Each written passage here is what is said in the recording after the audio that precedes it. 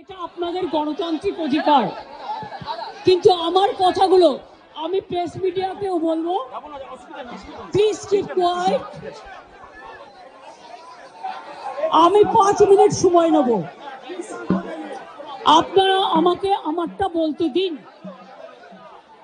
আমি অনেকক্ষণ ধরে অপেক্ষা করছি। আমি আমার সেফটি সিকিউরিটির বারণ থাকা সত্ত্বেও আমি নিজে আপনাদের এখানে ছুটে এসেছি, তার কারণ আমি আপনাদের আন্দোলনকে কুর্নিশ জানাই। আমি নিজে স্টুডেন্ট মুভমেন্ট থেকে উঠে আসা লোক। আমি স্টুডেন্ট মুভমেন্ট, আমি নিজেও অনেক সাফার করেছি জীবনে।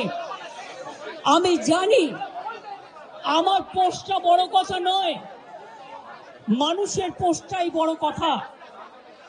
আমি আপনাদের কাছে বলতে এসেছি, কাল সারা রাত ঝড় জল হয়েছে।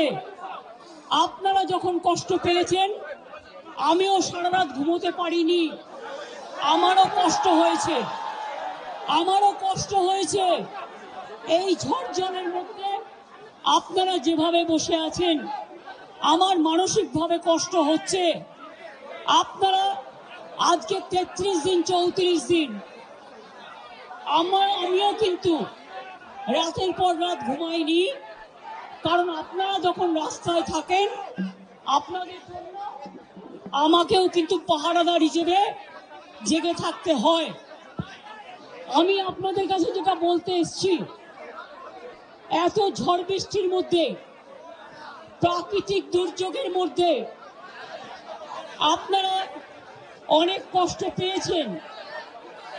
আর কষ্ট না করে যদি আপনারা কাজে ফিরতে চান, আমি আপনাদের প্রতিশ্রুতি দিচ্ছি, আপনাদের ডিমান্ডগুলো আমি কথা বলে সহানুভূতির সাথে আমি স্টাডি করব। আমি অফিসারদের সাথে কথা বলবো। আমি একা সরকার চালাই না, আমার সাথে একটা chief secretary, home secretary, DG police সবাই আছেন।